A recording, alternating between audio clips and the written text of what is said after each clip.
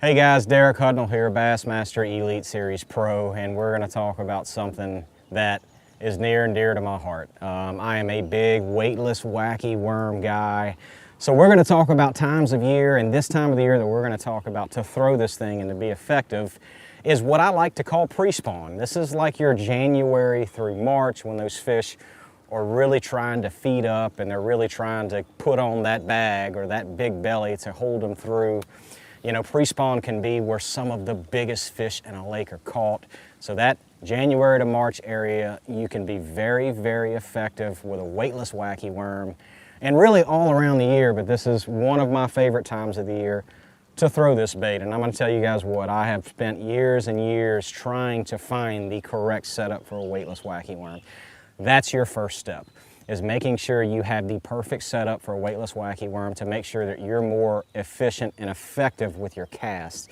Because you're going to be able to put a weightless wacky worm in places where nobody else can put in any other bait. You are going to get bites on a weightless wacky worm when nothing else will. You know, whenever that weightless wacky worm sits there in front of him, it's kind of like sitting at your grandma's table and you just ate 2 or 3 helpings and then she puts the hot cookies in front of you. You don't want to eat it because you're full, but it sits in front of you and it just antagonizes you.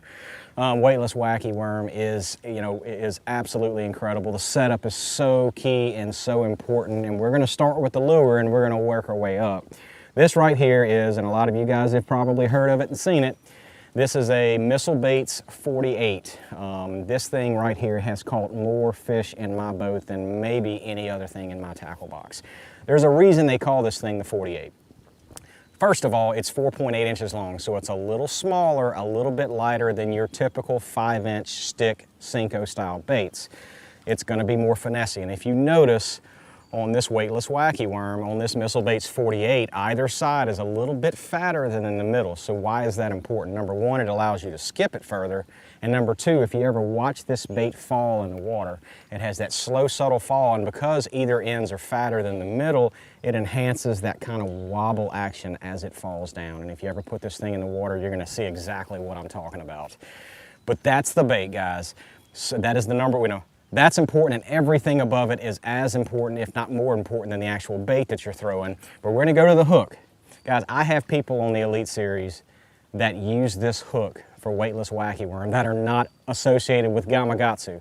But this thing right here, this is just your weightless, your wacky worm hook, but it's got the titanium weed guards on it. This is the G-Finesse titanium wacky, or the weedless wacky is what they call it. These little titanium weed guards right here are super, super limber. So it's my biggest thing with a wacky worm, yes, you want it to be, you don't want it to snag much. You want it to be weedless, but at the same time, you don't want a weed guard that's gonna impede the hook set. I've always said the most important part of a hook, of a fish catch, is making sure you get good hook point penetration into a fish, and that's why this hook right here is absolutely impressive. Actually, absolutely incredible. It's actually a stinger hook, insanely sharp. The weed guards keep you from getting hung up a lot, and then also it does not impede the hook set. Very, very important. And then you go up to the line. So my line setup, again, this one right here is just, and all of these points are just as important as the next one. I am a 15-pound braid backer. So this right here is 15-pound Sunline, a Sage Eye, and this is the grain. This is the high-vis grain line. Very important.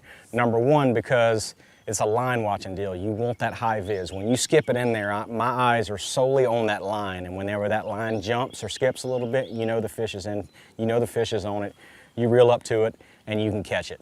And then the leader is extremely important, and I will go a couple of different ways on a leader when it comes to a wacky worm setup, but I am typically a 10-pound Sunline sniper leader. And I'm typically, if you can see here, you know, this rod is 7 foot 3 inches long, so this is probably about a 12-foot leader. I like that knot just outside of the reel, and that gives me really good castability, super smooth. And there are situations, guys, especially down like in Florida. If you're down in Florida or you're dealing with some dark, maybe not so clear water, I will go straight braid. I will go straight braid on this, especially if I know I'm going to be wrangling some big fish. But guys, I've caught absolute giants on this setup right here. I think one of the biggest fish I've ever weighed in my Elite Series career was on this exact setup on a weightless 48, was a 9.8 on the St. Johns River. So once a hook is in that fish, I have the utmost confidence in this setup that it's not gonna break. Guys, your drag system, everything is so important when you're fighting that fish to make sure you're putting the odds in your favor. But guys, extremely strong setup. This thing will not break. If you tie the knots right, everything, this is a setup that you can have a lot of confidence in. And so I'm typically an Alberto knot in between some guys. Some of you might like to tie the FG knot. Some guys are uni to uni. This is just one that I trust. Just make sure that knot is, whatever knot you choose, it's small, you trust it. And you know, if you ever get into, you know, a situation where you're fighting a big fish a long time or you catch several fish, make sure, sit down, retie everything to make sure that you don't lose that fish of a lifetime. And then we're going to go down to the reel. This is the GX Series by 7. Drag systems are so incredibly important on this setup.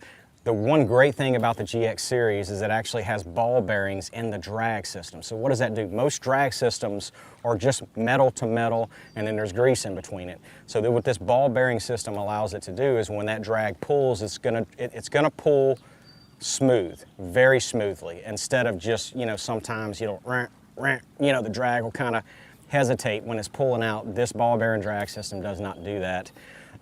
So it allows you to fight that fish efficiently and effectively all the way around. Incredible setup. And then the rod. Again, I want to emphasize how important every single step of this setup is. The rod. This is a 7.3 Legend Tournament medium light extra fast, MLXF. And this is something that whenever they came out with this model a couple of years ago, I think in the Victory Series, whenever St. Croix released those a couple of years ago, that 7.3 MLXF was absolutely the correct setup for me. So another great thing about the setup here, or another thing you need to think about, is that we're all different. You know, look, I'm 5'9", I'm not very tall, so guys that are 7'3", or guys that are 6'3" are very tall, you may need a little bit longer rod, just depending on your leverage and your control. So play around with that a little bit. But I'm gonna tell you, this 7.3 MLXF is probably gonna fit most of you very, very well. It has the correct length. It has an absolutely incredible tip to it, a backbone. It loads up so well on a fish. So you need to be able to, and why is that important? Because you need to have the castability. You need to be able to really slingshot this thing. And if you're not used to skipping a weightless wacky worm and putting it into places that you need to put it in, if your setup is not correctly, is not perfect, you know, you're gonna struggle with getting the distance you want. You're gonna struggle with being extremely accurate. So you have to find that perfect setup for you. But this 7.3 MLXF is absolutely that for me. So setup, again, is incredibly important. You have to make sure that you have this before you even start. So let's talk about those pre-spawn months that I just mentioned, that January to March. You know, certain areas of the country, especially where I live in South Louisiana, when you're talking January and February, these fish are extremely pre-spawn. You know, these fish are starting to get up shallow and they're starting to look around. That's the time of the year where this bait can be extremely effective. They're not spawning yet, but these fish get up shallow way earlier than people think. When it comes months before the spawn, they're starting to look around. They're starting to kind of feel that, I guess, that spawning vibe come around, and so they start getting up shallow, they start cruising. They're looking for bluegill, they're looking for shad, they're looking for crawfish, they're looking for anything to eat, and they're also looking for the area that they want to spawn in. That's where a weightless wacky worm can be very effective. How many times have we been on the water pre-spawn and you start seeing fish up shallow cruising and you're like, oh my gosh, they're getting ready to spawn, when they're really not. They're just kind of looking for their home, they're looking for something to eat, and this is a very, very good way to catch those nomads, those really giant and big roamers that are kind of roaming around looking for just something to eat or anything. You see them swimming around, and if you can see them without spooking them and you put a weightless wacky worm in front of them, guys, they absolutely will eat it. Another great pre-spawn example is boat docks. Whenever you get around boat docks, those fish absolutely love to suspend under these boat docks. I don't care if a boat dock's in 80 foot of water or 8 inches of water. Those fish like to suspend directly underneath it.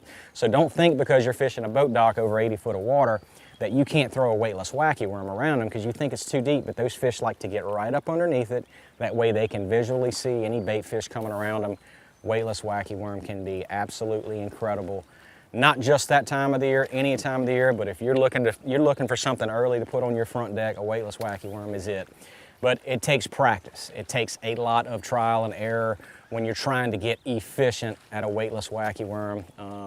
And there's a lot of parts of the country, guys, that a lot of people don't throw it. So if you're a young tournament angler and you're looking something to get an edge up, a weightless wacky worm is absolutely something that you put some time in. It's not like a spinnerbait, you just throw it out there and you reel it in. This is something you need to spend some time with to try to perfect, get it down, become efficient with it, and then start focusing on the time of the year and where these fish are going to be. I'm telling you, a weightless wacky worm will catch fish when nothing else will, especially in those early months. That pre-spawn, that January to March, is where you can be really effective with this setup. So from the Missile Baits 48 to the Sunline to the St. Croix setup, the 7-reel, everything is equally as important. And if you don't get each of these setups exactly perfect, then it's going to get a little tough on you.